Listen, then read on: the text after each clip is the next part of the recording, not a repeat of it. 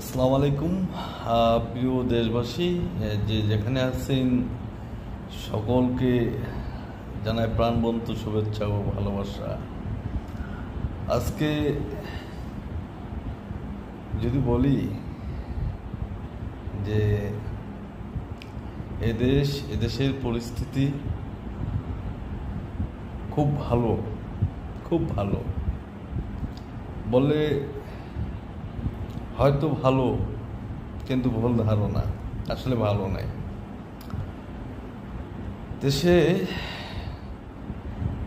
ভালো, কিন্তু সামনের দিনগুলা কেমন যাবে, কি পরিস্থিতি সৃষ্টি হবে, একটা টালমাটাল অবস্থা, যেখানে সরকার আন্দোলনে সকল দলগুলা যেভাবে একত্র হয়েছিল, তাদের ভিতর যে মানে কি বলবো, এক হলো যেমন নারী এর প্রতি মানুষের যেমন লোভ শেষ হয় না, আর হলো অর্থের প্রতি লোভ শেষ হয় না। তো এই দুটো জিনিস বাংলাদেশের মানুষের প্রতি বেশি আর কি লোভনীয় জিনিস, ঠিক আছে।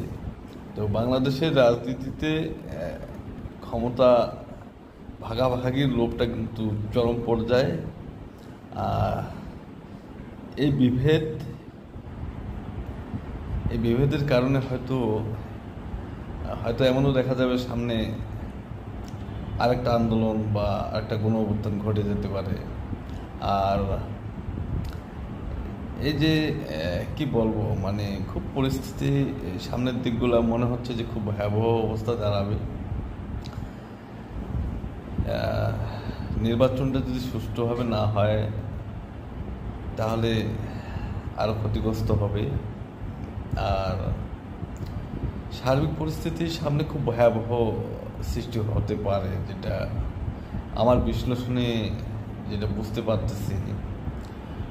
আওয়ামী লীগ একটা তো শক্তিশালী দল ছিল, তাদের তো অর্থ তো কম না, তারা তো আর বসে থাকবে না। আর এদিকে যে সকল গণ অভ্যুত্থান আন্দোলন যারা করছে, এদের ভিতরেও অনেকটা বিভেদ সৃষ্টি হয়ে গেছে। এভাবেই দেখবেন হয়তো গোলযোগ বা আনন্দ মিছিল মিটিং যেটা বলেন, এভাবে কে কার ঘাড়ে উঠে যায় বলা যাবে না। 5ই আগস্টের পরে যদি আমি হিসাব করি, 70% এনসিপির ঘাড়ে বসে আছে, 20% বিএনপির ঘাড়ে এবং 10% জামাতের ঘাড়ে যেগুলো একটু বৃদ্ধ বয়স্ক মুরব্বী এরা যায় আছে।